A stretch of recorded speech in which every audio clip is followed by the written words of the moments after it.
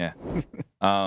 So then you also recently partnered up, or not partnered up, but you recently took over the largest REIA in the country. Yes, So sir. that's not a small feat. No, no. It's very, yeah, a big project, man.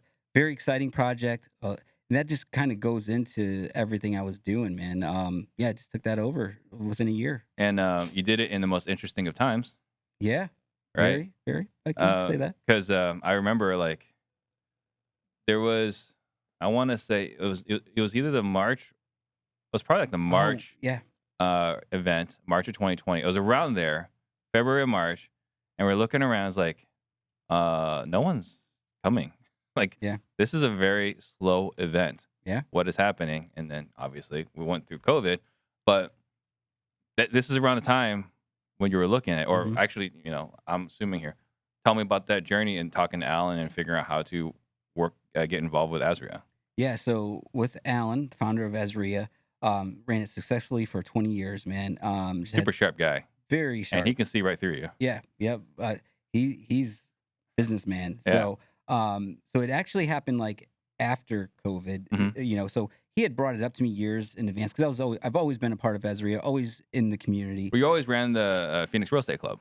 No, no. Well, the beginners group, and I would teach like raising capital, creative Yeah. deal structures. I would teach all those classes. So Well, because I would always see you at like haves and wants, 'cause right? I was doing business, man. Yeah, I know, Yeah, right? that's why I was So, there. I didn't yeah, host it, but okay, Alan always hosted that. I do now.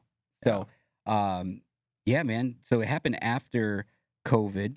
So Alan brought to me in the past, and then after COVID, we started talking about it. Just how can I be involved more? And he had a wealth plan, right? He created a plan and he executed it. So he was at the point where he's divesting, and this is one of the projects. yep. So he just thought I was a good fit. So he looked at you as someone like, man, this guy would be a good person to pass the, what's the word I'm looking for? Not the Baton, is it yeah, torch? pass the Baton? torch. There you go. There you Yeah, go. thank you. So passing the torch for taking over the Yeah. RIA. Now, brag a little bit about Azria. Like, All right. Yeah. why Azria? Like, why is this a worthwhile endeavor for you? All right. Because your members of Azria are not customers.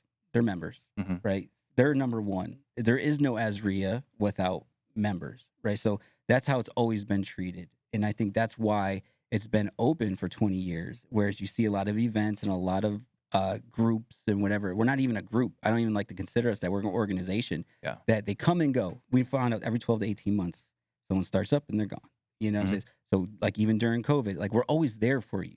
So that's what I mean. Like COVID, we had our property manager, business associates. We had Mark Zimmon from Zona Law giving us moratorium updates every month. Like we didn't disappear when things got hard. So that's what we're proud of. I feel like we represent you and we're there for you through your whole real estate investing career. So you can count on us.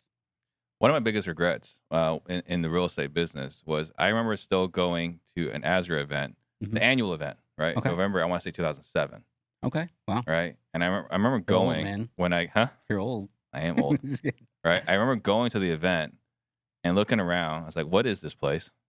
What are these guys talking about? hmm Right? Because I read, Rich Dad, Poor Dad, understood that to some degree.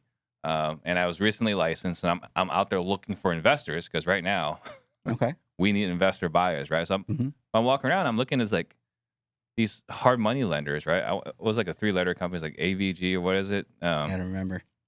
But they were like 18% interest.